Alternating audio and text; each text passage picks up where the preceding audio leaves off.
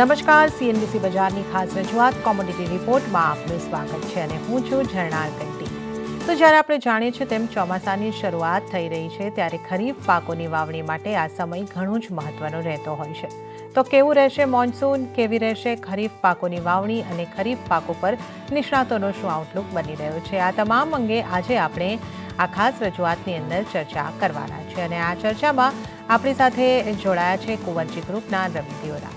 રવિજી, આપનું સ્વાગત છે સીએનબીસી બજાર પર. રવિજી, જે રીતે આપણે અહીંયા આગળથી જોઈ રહ્યા છે કે સ્કાયમેટ હોય કે આઈએમડી હોય, એમના દ્વારા મોન્સૂનના અનુમાન કરવામાં આવ્યા છે, જે આપણે સમયે જોતા રહ્યા છે અને એમના દ્વારા જે થયેલા અનુમાન છે એ ઓવરઓલ સારું જ ચોમાસાના અનુમાન બની રહ્યા છે. ત્યારે આપના મતે આ ચોમાસું કેવું રહેતું લાગી રહ્યું છે?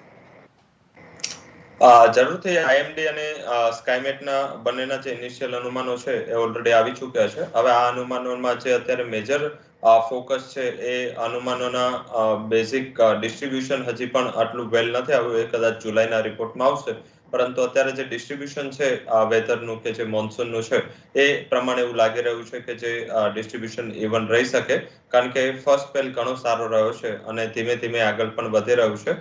મોસ્ટ ઓફ એરિયા કવર થઈ ચૂક્યા છે. તો આ અંતર્ગત એવું લાગી રહ્યું છે કે જે રીતે કૃષિ પેદાશોના ભાવ છે એ ટોપ પર છે, તો એ અંતર્ગત જે ખેડૂતો છે એ આને પ્રાયોરિટી આપશે. આ વખતે વાવેતરનો એરિયા પણ વધશે, કારણ કે દર વર્ષે આ એક સૌથી મોટો પ્રોબ્લેમ રહેતો હોય છે. અને મોન્સૂન હવે જે રીતે પહેલો સ્પેલ છે એ રીતે આ મોન્સૂનનું જે ડિસ્ટ્રીબ્યુશન છે અત્યાર સુધી, તો જે કૃષિવાળા વિસ્તાર છે ત્યાં વરસાદ એક પડી ચૂક્યો છે. હવે એકાદ વરસાદ જો આવી જાય તો મારા હિસાબે આ એક ઘણું સારું પોઝિશન હોય. અને સાથે જે વરસાદ છે દર વખતેની જેમ લાસ્ટ 2 વર્ષથી પ્રોબ્લેમ છે કે જ્યાં વરસાદનું ડિસ્ટ્રીબ્યુશન થોડું અનઇવન રહ્યું હતું, કે શરૂઆતી સ્પેલમાં જ્યાં વરસાદ પડે ત્યાં ઘણો વરસાદ પડે અને જ્યાં ના પડે ત્યાં થોડું ડ્રાય રહે. તો આ વખતે આસામની સાઈડ આ પ્રોબ્લેમ છે, પરંતુ આપણી સાઈડ હજી પણ ગુજરાત, મહારાષ્ટ્ર, મધ્યપ્રદેશ, રાજસ્થાન આમાં હજી એટલું અનઇવન ડિસ્ટ્રીબ્યુશન નથી. તો અંતર્ગત મને એવું લાગી રહ્યું છે કે મોન્સૂનનું ડિસ્ટ્રીબ્યુશન વેલ છે અને સાથે બમ્પર પ્રોડક્શન થશે. જ્યાં પ્રાઇસીસ સારા છે, જ્યાં અત્યારે ખેડૂતોને સારા ભાવ મળવાની અપેક્ષા છે, ત્યાં કદાચ તમને આગળ જતા સોઈંગના આંકડાઓ સુધરતા દેખાય તો આ ચોમાસું ઘણું બેટર રહે એવી આશા રાખવી જોઈએ. ઓકે, તો આ ચોમાસું ઘણું સારું રહી શકે એવી આશા આપણને અહીં આગળથી બનતી દેખાઈ રહી છે. રવિજી, જે રીતે આપણે જણાવ્યું કે હજી વરસાદનું ડિસ્ટ્રીબ્યુશન અત્યારે આપણને બરાબર હોય એમ જ લાગી રહ્યું છે અને આઈએમડી કે સ્કાયમેટ દ્વારા હજી ડિસ્ટ્રીબ્યુશન અંગે આપણી પાસે અહેવાલો આવતા રહેશે, પરંતુ અત્યારની સ્થિતિને જોતા જે આપણા દેશભરની અંદર ખરીફ પાકોનો વાવેતર વિસ્તાર છે ત્યાં આગળ મોન્સૂન આપને ઠીક લાગી રહ્યું છે?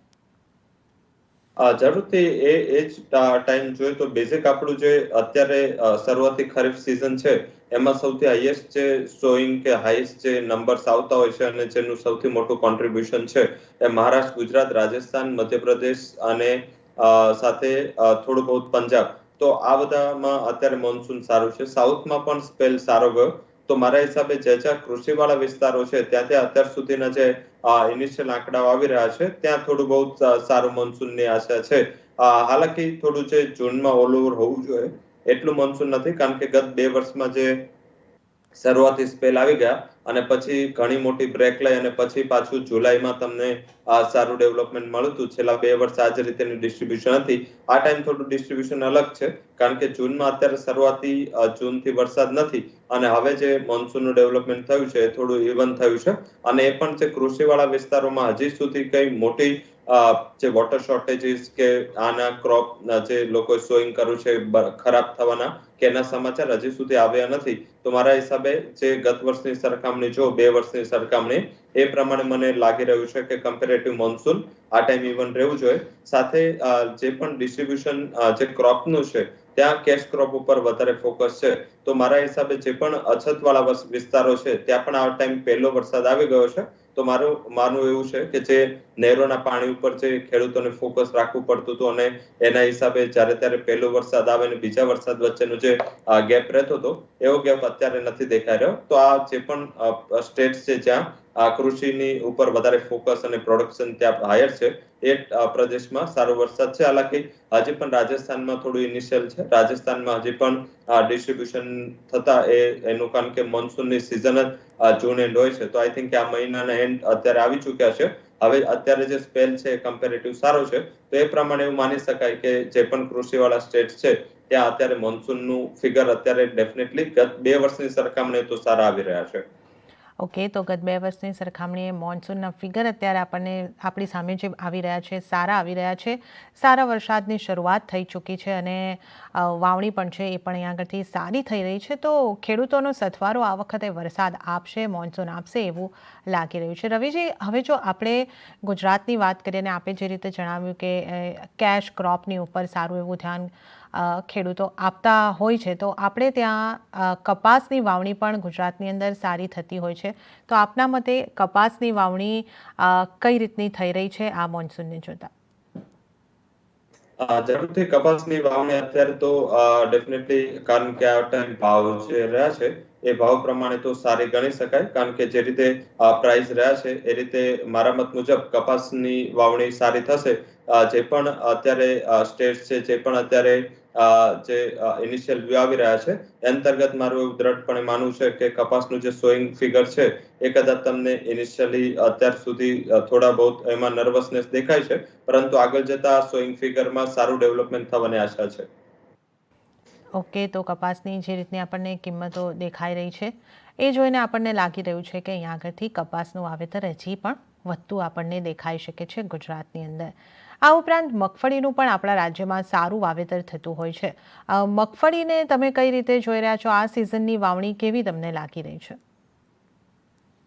મગફળીની વાવણી પણ સારી રહેશે. જે કપાસની આપણે ચર્ચા કરી રહ્યા હતા, કપાસની જે પોઝિટિવિટી છે, કપાસમાં પોઝિટિવિટી એટલે છે કે કપાસનું જે ભાવ છે, જે આ વખતે ખેડૂતોને રિયલાઇઝેશન આપ્યું છે એ સારું છે. ડેફિનેટલી છેલ્લા 2 થી 3 ટ્રેડિંગ સેશનમાં અને ગ્લોબલી જોઈએ કે ડોમેસ્ટિક જોઈએ ભાવમાં સારો એવો ઘટાડો આવ્યો છે, તો મારા હિસાબે કદાચ મગફળી ઉપર પણ ફોકસ જશે, કારણ કે જે કપાસના ભાવ 2200-2300 ચાલતા હતા એ ઘટીને અત્યારે 1500-1600 સુધી INCDX પર આવે છે. જે કોટનના ભાવ 50,000 ચાલતા હતા એ અત્યારે ઘટીને 40,000 આવી ગયા છે. તો કદાચ જે એન્કરેજમેન્ટ છે થોડું ઓછું થાય. અધરવાઇઝ ટોટલ જે ડિસ્ટ્રીબ્યુશન છે એ મારા હિસાબે આ ટાઈમ કપાસ ઉપર જ જતે, ફોકસ ત્યાં જ જતે. તો આ ટાઈમ અત્યારે જે સિચ્યુએશન છે, જે રીતે સંજોગો છે એ રીતે મારું એવું માનવું છે કે ઇનિશિયલી થોડું માર્કેટનું જે ફોકસ છે એ કપાસ ઉપર પહેલા રહેશે. ફાર્મર્સ કપાસ ઉપર પ્રાયોરિટી આપશે અને મોટા ભાગનું સોઈંગ કદાચ ત્યાં જાય. મગફળી એટલે મારું એવું માનવું છે કે ત્યાં કદાચ ક્લાયન્ટનું ફોકસ કે ફાર્મરનું ફોકસ રહે. એ બેઝિક રીઝન એ છે કે મગફળીમાં આ વખતે ગુજરાત ઇલેક્શન છે અને ગુજરાત ઇલેક્શન્સમાં જ્યારે ત્યારે હોય છે ગુજરાતના ઇલેક્શન, ત્યારે જે મગફળીનું જે ગવર્મેન્ટનું પ્રોક્યોરમેન્ટ છે ઘણું સારું રહેતું હોય છે. તો એના હિસાબે ફાર્મર્સ એ વર્ષે મગફળી અત્યાર સુધીનું થોડું રિલેશન સારું રહ્યું છે. તો કદાચ આ વર્ષના અંતમાં જ્યારે મગફળીનો પાક માર્કેટમાં આવશે એ ટાઈમે મીન્સ કે જ્યારે ઇલેક્શન્સનો ટાઈમ હશે તો એ ટાઈમ ફાર્મર અત્યારે એવું આશા રાખી રહ્યા છે કે આ વખતે ગુજરાતમાં સારી એવું ગવર્મેન્ટ પ્રોક્યોર કરશે મગફળી, તો મગફળીમાં પણ ફોકસ રહી શકે. પણ હાલાકી પેલું ફોકસ જે ડિસ્ટ્રીબ્યુશન છે એ કદાચ ત્યાં જશે કપાસમાં. મગફળીમાં એવું રહ્યું છે કે ભાવ જે રીતે અધર એડિબલ ઓઇલ સીડના ભાવ છે, લાઈક તમે સોયાબીન લો કે અધર કોઈ પણ RM સીડ લો, એના જે ભાવ વધ્યા છે એવું ભાવ છે એ અત્યારે આના વધ્યા નથી. તો મારું એવું માનવું છે કે કદાચ સેકન્ડ પ્રાયોરિટી મગફળી રહેશે. પરંતુ ગત વર્ષની સરખામણીએ મગફળીનું જે પ્રોડક્શનના આંકડાઓ છે એ તમને મેચ થતા દેખાશે. ત્યાં કોઈ મેજરલી ડાઉનસાઇડ નહીં રહે, કારણ કે આ ટાઈમ મને એવું લાગી રહ્યું છે કે સેકન્ડ પ્રાયોરિટી ગુજરાતના ફાર્મરની એટલીસ્ટ મગફળી રહી શકે છે. ઓકે, તો ગુજરાતના ફાર્મરની જો અહીંયા આગળથી આપણે વાત કરી રહ્યા છે, ખેડૂતો લગભગ કોટનને, કપાસને વધારે મહત્ત્વ આપતા દેખાઈ શકે છે. પરંતુ કપાસની કિંમતોની અંદર આપણે જોઈએ તો ઉપલા સ્તરેથી થોડી ઘટતી જોવા મળી છે. જોકે આપણી યરલી રિટર્નની દ્રષ્ટિએ જોઈએ, જે કિંમતો જોઈએ, તો ખેડૂતોને આ વર્ષે કપાસે, કોટને સારી એવી કમાણી કરાવી આપી છે. પરંતુ અત્યારે પાછલા થોડા સમયની અંદર કિંમતો ઉપરના તરફથી થોડી નીચે આવતી દેખાય છે. અને ત્યારબાદ મગફળી ઉપર બીજો ફોકસ જે છે તે અહીંયા આગળથી ખેડૂતોનો વાવણી માટે રહેતો દેખાઈ શકે છે. તો ગુજરાત માટે આપણે ખાસ ચર્ચા કરી છે.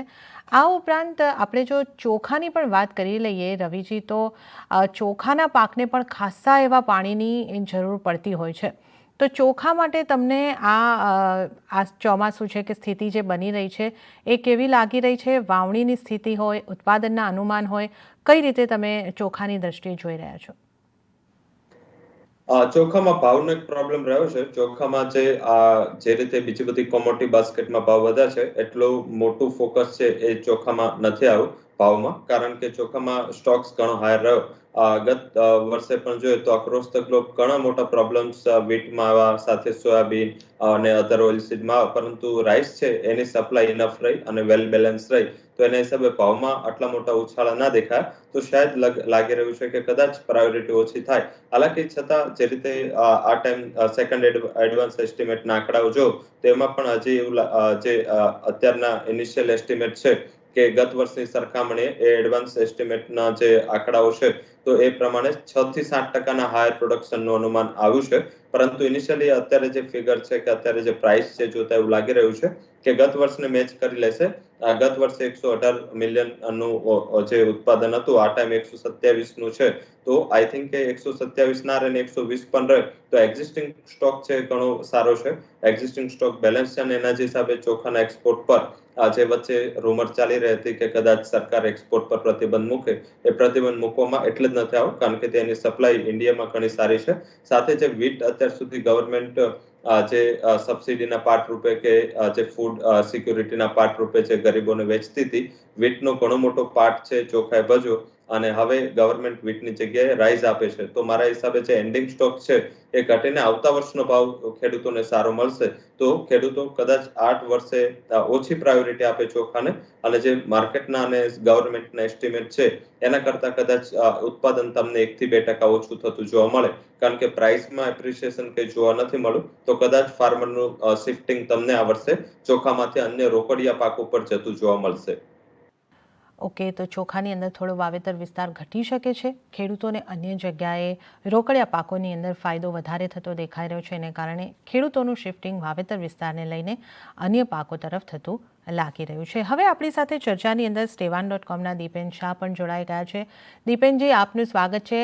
આજે આપણે જે ચર્ચા કરી રહ્યા છે મોન્સૂનની જે શરૂઆત થઈ છે એના અંગે અને એની વાવણીની અસર અંગે આજે આપણે ચર્ચા કરી રહ્યા છે. તો આપનો પણ મત લેવા માંગીશ કે કઈ રીતે આપણે જે અત્યારે મોન્સૂનની શરૂઆત થતી જોઈ રહ્યા છો એને તમે કઈ રીતે જોઈ રહ્યા છો અને કયા ખરીફ પાકોને માટે આ મોન્સૂન તમને કઈ રીતનું રહેતું લાગી રહ્યું છે? જી, સૌપ્રથમ શો પર બોલવા માટે આપને ધન્યવાદ. બેસિકલી તમે જરા એટલી પોઈન્ટ આઉટ કર્યું કે મોન્સૂન સ્ટાર્ટ થઈ ગયો છે, બટ હજી ફૂલ ફ્લેજ આપણને શરૂઆત નથી જોવા મળી મોન્સૂનની. એટલે થોડુંક વેટ એન્ડ વોચ આપણે કરવું પડશે કે આવતા 15 દિવસ કેવી રીતે પ્લાન આઉટ થાય છે. બટ જે સોઈંગ થાય છે એની સાથે મેઇન ખાસ એ દારોમદાર રહી કે આવતા યા ગયા વર્ષનો પ્રાઇઝિસ શું હતા એના ઉપરથી જ ઘણા ખેડૂતો નક્કી કરે કે આ વખતે કયા ક્રોપની ઉપર વધારે ધ્યાન આપશે. તો અમારું માનવું એવું છે કે જે ગયા વર્ષના ક્રોપની અંદર તેજી હતી એ તરફ થોડું વધારે રુઝાન રહેશે ખેડૂતોનું વાવણી માટે. આપણે આ વાતનું ખાસ ધ્યાન રાખવાનું રહેશે. ખેડૂતોનું ખાસ ધ્યાન આ ગયા વર્ષે જે ક્રોપની અંદર સારી આવક થઈ છે એના ઉપર લાગી રહ્યા છે. દીપેનજી, કઈ રીતે તમે જોઈ રહ્યા છો, ખાસ કરીને કયા કયા ઉત્પાદનો છે, કયા પાક છે એની અંદર તમને વાવેતર વિસ્તાર વધી રહ્યો હોય એમ લાગી રહ્યું છે? ક્યાં આગાડી ખેડૂતોની વધારે પસંદગી વાવેતર માટે બની શકે? કરીને કપાસ પર ધ્યાન છે. કપાસ અમારા માનવા હિસાબે થોડુંક વધારે વાવેતર યા પ્રોડક્શન આ વર્ષે થઈ શકે છે. એની ઉપર થોડું ધ્યાન તમારે આ મૂંગફળી ને બધા પર રાખવું પડશે. આઈ થિંક એ બધા જ ક્રોપ ઉપર તમને વધારે પ્રોડક્શન આ વર્ષે જોવા મળી શકે છે. ઓકે, તો અહીંયા આગળ આપણે જે જોઈ રહ્યા છે કે જે રીતે આપણે સ્થિતિ જોઈ રહ્યા છે તો ખાસ કરીને કપાસ અને મગફળી આપણા બંને નિષ્ણાતો આપણને જણાવી રહ્યા છે કે ખાસ કરીને અહીંયા આગળ આપણને ઉત્પાદન વધતું, વાવેતર વધતું દેખાઈ શકે છે. તો આ સાથે જ ચોખા હોય એને માટે તમને કઈ રીતની આ વાવેતર વિસ્તાર છે એ લાગી રહ્યો છે, એનું ઉત્પાદન તમને કઈ રીતે બનતું લાગી રહ્યું છે? જી, આટલા વખતથી આપણે જોયું છે કે જનરલી ચોખાની અંદર અને ઘઉં એ બધી સ્ટેપલ આઇટમ છે જેની અંદર વધારે પ્રાઇસ મુવમેન્ટ આપણને ન જોવા મળે. બટ આ વર્ષે વોરનો સિનારીઓના હિસાબે આપણને જોવા મળ્યું છે કે ઘઉંની અંદર આપણને સારી તેજી જોવા મળી છે. બાસમતીની અંદર પણ સારી તેજી આવી છે. તો અમારું માનવું એવું છે કે ચોખાની અંદર પણ તમને આગળ જઈને થોડુંક વધારે રુઝાન જોવા મળી શકે છે કે વાવણી થઈ શકે છે. બટ ક્યાંક ને ક્યાંક પ્રાઇસ ઉપર થોડું પ્રેશર જ આગળ જઈને રહી શકે છે, બીકોઝ થોડા એક્સ્ટ્રીમ પ્રાઇસ થઈ ગયા છે અને અત્યારે સેન્ટિમેન્ટના હિસાબે પ્રાઇસીસ વધારે છે.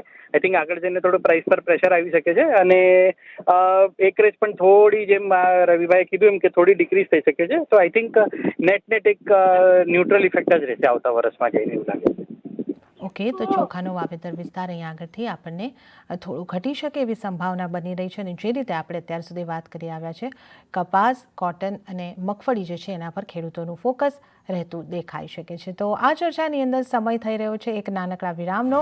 લઈશું નાનકડો વિરામ અને ત્યારબાદ આ ચર્ચામાં આપણે આગળ વધીશું.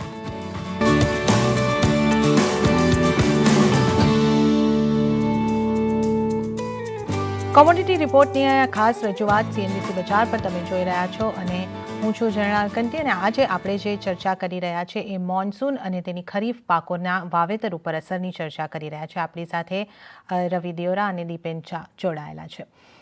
રવિજી, જે રીતે આપણે વરસાદની પરિસ્થિતિ જોઈ રહ્યા છે, મધ્યપ્રદેશ અને મહારાષ્ટ્રના અમુક જિલ્લાઓમાં હજી સુધી વરસાદની રાહ જોવાઈ રહી છે. તો શું આની અસર સોયાબીનની વાવણી ઉપર થઈ શકે?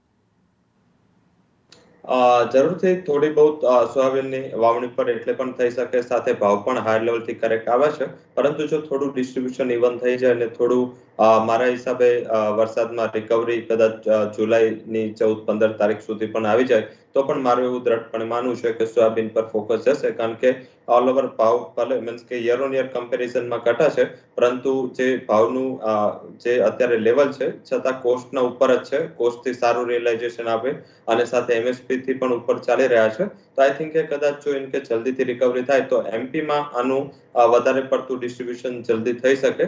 હા, મારું એવું માનવું છે કે કદાચ મહારાષ્ટ્રમાં જે ગઈ વર્ષે સોયાબીન ઉપર ફોકસ હતું, આટલું સોયાબીન પર ફોકસ આ વર્ષે નહીં રહે. કારણ કે આ વર્ષે મહારાષ્ટ્રમાં પણ જનરલી ફાર્મર્સનું જે પહેલું પ્રેફરન્સ છે એ ટર્મરિક અને કપાસ ઉપર વધારે ફોકસ જશે. કારણ કે આના ભાવ કમ્પેરેટિવ હાયર છે અને યર ઓન યર કમ્પેરિઝનમાં તમે જોશો તો સોયાબીનના પ્રાઇસ નીચે છે.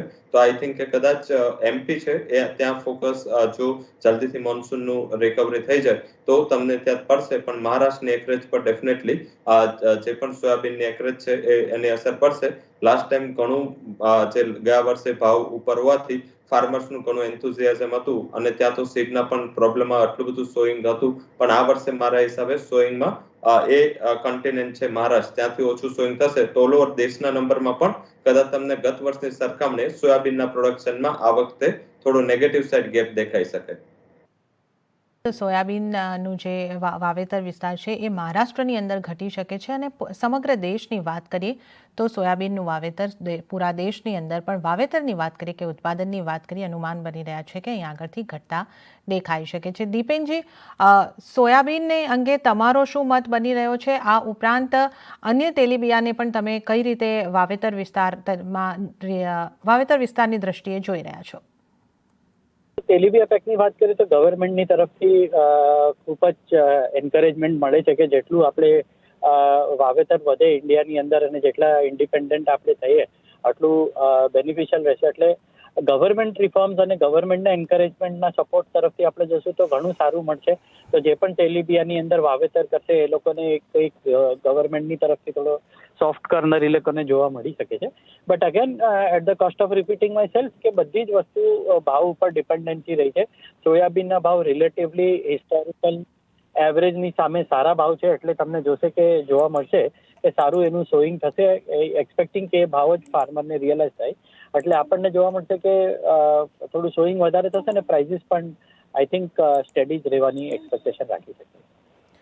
ઓકે, તો અહીંયા આગળથી આપણે જે રીતે જોઈ રહ્યા છે કે જે સોયાબીનની વાત કરીએ કે અન્ય તેલીબિયાની વાત કરીએ, ત્યાં આગળ જે સરકારનું ફોકસ છે એની પણ અસર દેખાઈ શકે છે અને કિંમતો જે છે તે આપણને સ્થિર બનતી અહીંયા આગળથી દેખાઈ શકે છે. રવિજી, દાળોની વાત કરી લઈએ તો દાળોનું વાવેતર કઈ રીતનું રહી શકે છે? આપનો સવાલ ફરીથી જણાવશો? પલ્સીસની વાત કરવા માંગી રહી છું. દાળ. ઓકે. પલ્સીસમાં ડેફિનેટલી ફોકસ નહીં રહે. એનું બેઝિક રીઝન એ છે કે તમામ જે પલ્સીસ છે એના પ્રાઇસ MSP થી નીચે ચાલી રહ્યા છે અને ખેડૂતોનું પ્રેફરન્સ આમ પણ ગત વર્ષે પણ નહોતું. કારણ કે ત્યાં રિયલાઇઝેશન નથી મળી રહ્યું. આમ પણ જોઈએ તો પલ્સીસમાં MSP થી નીચે પહોંચવા મીન્સ કે એક લાસ્ટ ટુ લાસ્ટ યર અને છેલ્લા 10 વર્ષથી જે ગવર્મેન્ટનું જે મેજર ફોકસ છે એ દાળોમાં અને જે પણ અન્ય પલ્સીસ ટોટલ છે એ પેક પર આત્મનિર્ભર બનવા માટે સરકારે ઘણું ફોકસ કર્યું અને ઘણા રિલીફ અને ઘણા મેજર્સ લીધા અને એના હિસાબે જે હવે ઇન્ડિયામાં ઉત્પાદન થઈ રહ્યું છે એ બમ્પર ઉત્પાદન થઈ રહ્યું છે. છતાં આપણામાં જે પ્રોબ્લેમ એ છે કે આપણે ઘણીવાર જે ઇમ્પોર્ટ છે એને અલાઉ કરી દેતા હોય છે. હવે ઇમ્પોર્ટ અલાઉ કરવાથી શું થાય છે કે જે ડોમેસ્ટિક પ્રાઇસીસ છે એ થોડા કાબુમાં રહેશે. હવે એના હિસાબે ગઈ વર્ષે ફાર્મર્સ છે એમને થોડી નિરાશાટ લાગી. તમામ જે દાળ છે જે રવિ ક્રોપ હોય કે ખરીફ હોય ઇન્ક્લુડિંગ ચણા, મૂગ, અરહર બધાના પ્રાઇસીસ છે અત્યારે કમ્પેરેટિવ સ્ટેબલ ટુ નેગેટિવ ચાલી રહ્યા છે. તો મને એવું લાગી રહ્યું છે કે પલ્સીસનો એરિયા ઘણો આ વખતે ખવાશે. એટલીસ્ટ કદાચ ફાર્મર્સ આ બધું સેન્ટિમેન્ટ જોતા કદાચ થોડું ફોકસ ઓઇલસીડ પર રાખી શકે, પરંતુ પલ્સીસ ઉપર ફોકસ ઓછું રહેશે. એટલે કે જે ફોકસ ઓછું રહેશે ને ઇનિશિયલી નંબર ખરાબ આવશે તો આઈ થિંક કે પલ્સીસના પ્રાઇસ તમને ઓક્ટોબર નવેમ્બર એટલે કે રવિ ક્રોપની જે સિઝન છે એમાં તમને કદાચ રિકવરી સારી જોવા મળે ચણાના જે સોઈંગ કે એનામાં નંબરમાં. પણ જે ખરીફ સોઈંગ છે જેટલા પલ્સીસ એના અંડરમાં આવે છે, દાળ જેના અંડરમાં આવે છે ત્યાં સોઈંગમાં ઘણું સારું એવું ડેફિસિટ તમને દેખાઈ જશે. જી, તો અહીંયા આગળ આપણે જે રીતે જોયું છે કે દાળો ઉપર ફોકસ ખેડૂતોનો થોડો ઘટતો દેખાઈ શકે છે. દીપેનજી, જે રીતે સરકાર MSP વધારતી હોય છે પણ આપણે જે રીતની સ્થિતિ જોઈ રહ્યા છે કે ખાસ કરીને પલ્સીસની અંદર ઘણા બધા પાકોની અંદર MSP કરતાં કિંમતો અલગ જ રીતની ચાલતી આપણને દેખાઈ રહી છે. વધારે ફરક પડતો નથી, છતાં જે તાજેતરમાં જે ખરીફ પાકોની કિંમતો MSP વધારવામાં આવી છે એની કેટલી અસર તમે વાવેતર ઉપર જોઈ રહ્યા છો? જી, એકદમ રવિભાઈ એકદમ bang on spot on analysis કીધું છે કે ફાર્મર્સનું જે ઝુકાવ છે એ થોડુંક દાળો તરફ ઓછું રહેશે બિકોઝ એમાં અત્યારે પ્રાઇસીસ એટલા વધીને નથી આવ્યા અને એ પ્રિસાઇસલી રીઝન છે કે તમને જોવા મળશે કે ડિસ્પાઇટ ધ ફેક્ટ કે MSP વધીને મળી છે આવતા સમયમાં જ્યારે પણ એની સિઝન આવશે એટલે આઈ થિંક દિવાળીની આસપાસ જ્યારે ડિમાન્ડ વધીને આવશે ત્યારે પ્રાઇસીસ થોડા ફોર્મ અપ થશે જસ્ટ બિકોઝ એની સપ્લાય થોડી ઓછી રહેવાની એક્સપેક્ટેશન છે અને સોઈંગ પણ ઓછી રહેવાની એક્સપેક્ટેશન છે. અમારું માનવું એવું છે કે આવતું વર્ષ જે હશે એ કદાચ દાળો અને પલ્સીસ માટે પ્રાઇસના રીતે થોડું સારું રહી શકે છે. પ્રાઇસીસ થોડા ઉપરની તરફ આપણને જોવા મળી શકે છે અને અગર MSPની ઉપર પણ પ્રાઇસીસ થોડા સમય માટે ટચ થાય તો પણ નવાઈની વાત નહીં રહી. તો આઈ થિંક અગર આપ નિવેશક છો તો પલ્સીસની અંદર નિવેશ કરવા માટે વધારે ધ્યાન રાખી શકો છો અને એમાં તમને થોડો benefit in terms of return થઈ શકે છે. આ તમામનું ધ્યાન ખાસ આપણે રાખવાનું રહેશે. રવિજી, અંતે એક સવાલ આપની પાસેથી લેવા માંગીશ કે હવે આવતા સપ્તાહ માટે આપણે કઈ ખાસ એગ્રી કોમોડિટી ઉપર ફોકસ રાખવાનું રહેશે? થોડું સંક્ષિપ્તમાં આપની પાસેથી જાણવા માંગીશ. જરૂરથી અત્યારે જે પણ ખરીફ કોમોડિટી છે કદાચ આવતા સપ્તાહ માટે અવોઇડ રહે, કારણ કે ત્યાં જે રીતે મોન્સૂન છે એની રીતે વોલ્ટાલિટી રહેશે, પરંતુ તમારે થોડા લોઅર લેવલથી સ્પાઇસીસ ઉપર ફોકસ કરવાનું રહેશે. મને એવું લાગી રહ્યું છે કે લોઅર લેવલથી એક રિકવરી જીરાના પ્રાઇસીસ ઉપર જોવું જોઈએ, કારણ કે ત્યાં સપ્લાય ડિમાન્ડ બંનેની ઓછી છે, પરંતુ આગળ જતા થોડું સપ્લાયનું ફેક્ટર ડોમિનન્ટ થઈ શકે. જીરામાં પ્રાઇસીસ જે રીતે ફોલ થયા છે મારા હિસાબે આગળ જતા 21,400 21,500 ના ટાર્ગેટ જોવા મળે અને 20,000 નો ઘણો સારો બેઝ બનાવીને આ કોમોડિટી ટ્રેડ કરી રહી છે. તો ત્યાં પણ પોઝિટિવ સાઈડ ફોકસ કરવું જોઈએ. થોડું નેગેટિવ સાઈડ કપાસિયા ખોળમાં જે રીતે વાવેતરના આંકડાઓ આવતા જશે તમને કોટન કોમ્પ્લેક્સમાં હજી પણ પ્રેશર બનતું દેખાશે. તો મારા હિસાબે કપાસિયા ખોળમાં વેચીને એટલે કે ત્યાં 2500 સુધીના ભાવ જોવા મળે કોઈ પણ ઉછાળો 2650-80 એક વેચવાની ઓપોર્ચ્યુનિટી હશે. જ્યાં સુધી 2750 નું લેવલ ક્રોસ નહીં થાય આ કોમોડિટી પર પ્રેશર બનવું રહેશે. તો કપાસિયા ખોળમાં નીચેની સાઈડ જ્યારે જીરામાં 22 ડિપ્સની સ્ટ્રેટેજી આવતા સપ્તાહ માટે રાખવી જોઈએ. ઓકે, તો કપાસિયા ખોળ અને જીરાની અંદર તમારે આ સ્ટ્રેટેજીનો ખાસ ખ્યાલ રાખવાનો રહેશે. ત્યારે જ રવિજી અને દીપેનજી, આ બંનેનો ખૂબ ખૂબ આભાર. આપ અમારી સાથે આ ચર્ચામાં જોડાયા અને અમારી સાથે આ ચર્ચાની અંદર ભાગ લીધો. આપનો ખૂબ ખૂબ આભાર. તો આ સાથે જ આ ખાસ રજૂઆતમાં હાલ પૂરતું આટલું જ. મને પણ આપશો રજા, પરંતુ આપ જોતા રહો CNBC બજાર. નમસ્કાર.